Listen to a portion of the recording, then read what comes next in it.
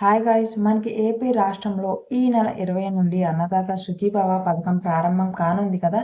ఈ నెల 20న అన్నదాత సుఖీభవ పథకం తొలి విడత రూ. 7,000 అందిస్తామని ప్రభుత్వం అయితే ప్రకటించింది కదా.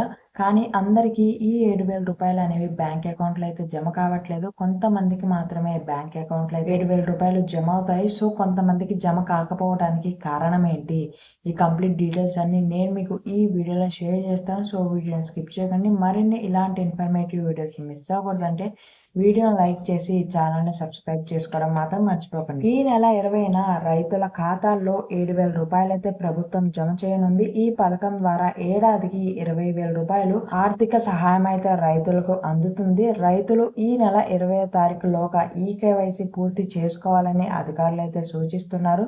దగ్గరలో ఉన్న రైతు సేవా కేంద్రాల్లో ఓటీపీ బయోమెట్రిక్ ద్వారా లేదా సీఎం కిసాన్ వెబ్సైట్ ద్వారా కానీ ఈ ఈకేవైసీ ప్రక్రియ అనేది పూర్తి చేసుకోవచ్చు. సో ఎవరైతే 20వ తారీఖు లోపు ఈకేవైసీ అనేది కంప్లీట్ చేస్తారో వాళ్ళకి మాత్రమే అన్నదాత సుఖీభవ మొదటి విడత రూ. 7,000 అయితే 20వ తారీఖున బ్యాంక్ అకౌంట్లో జమ కాబోతున్నాయి.